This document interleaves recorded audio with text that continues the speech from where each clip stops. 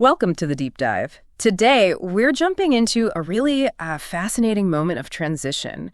It's about the messy conclusion of a massive national task. Right. We're in Joshua chapter 13, looking at those first 13 verses, and we're trying to answer a pretty tricky question.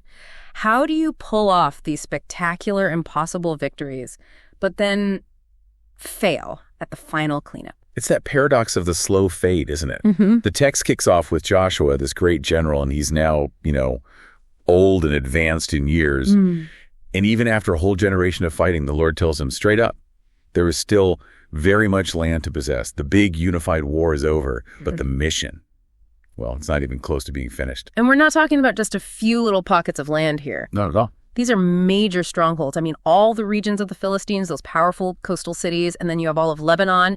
It really feels like they put the mission accomplished banner up way too soon. They absolutely did. But the command that comes next is the real pivot point. God doesn't say, Joshua, pick up your sword again. No. He tells him to start allotting the land anyway, to divide it up for the 9 tribes. And he makes this promise. I myself will drive them out. So the act of dividing the land becomes this act of faith. Faith that God would handle the territory they couldn't or maybe wouldn't fight for. Exactly. And even with a divine promise like that, they still fell short. You see it tucked away, almost like a footnote in verse 13. The text says very clearly that the people of Israel did not drive out these two, frankly, minor groups, the Geshurites and the Maacathites. And that's where the real insight is. I mean, this wasn't just a temporary oversight in a military campaign. The source says they continued to live among them to this day. So it's permanent. It's the historical record of what we're calling spiritual slippage. Okay, let's unpack that term. Got it. Because the contrast here is just so stark. You think back to the beginning of the conquest. Oh. They had like zero tolerance for disobedience. Oh, yeah. Think about Achan's sin. Right. One man keeps some of the spoils, and the consequence is immediate, painful, and a disaster for the whole nation. Precisely. Achan was this huge, dramatic lesson about the high price of even partial disobedience. Yeah. It was unforgettable. Spiritual slippage is the total opposite of that. It's not a big rebellion. Not at all. It's that slow, almost comfortable drift where compromise just quietly replaces commitment. They had the discipline to take on huge empires, but not enough to remove two, smaller, irritating groups. But I have to ask, wasn't it maybe just rational? They've secured the main territory. Maybe they just figured that trying to eliminate every last person from every single corner was an impossible standard. Is that practical?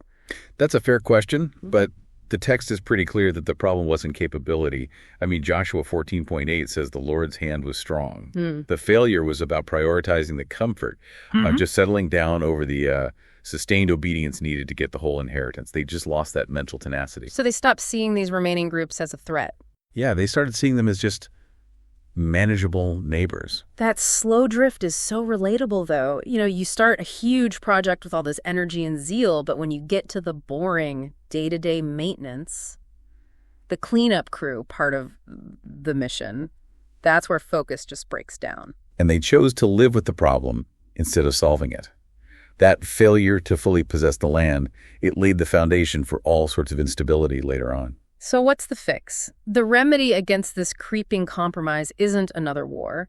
It's actually found right back in God's original instructions to Joshua. Yes, and this is where it gets really interesting, right? The prescription for preventing this kind of slippage. What is it? It's that daily devotion, meditating on the book of the law day and night. And this isn't just, religious reading. It's about constant mental alignment. Okay. By constantly exposing your mind to that unwavering standard of the law, you keep your own internal standard from subtly shifting. It's the daily maintenance that stops the heart from drifting. It forces you to remember the whole commitment, not just the parts you've already finished or find convenient. That's it, exactly. So what does this all mean for you, our listener? The thing that's so fascinating here is just the sheer contrast. On one hand, you have this spectacular, undeniable power that secured the land. On the other, this quiet, tiny compromise that led to failure. The power didn't change, but their application of it did. Right. So if you think that repeated obedience should make us stronger, more consistent, well, the lesson of the Geshurites and Maacathites is incredibly powerful. That's the tough question. Where in your own life might compromise be quietly settling in, being accepted as a permanent neighbor, and keeping you from the full inheritance you've been promised? That really is the quiet danger of the unfinished task.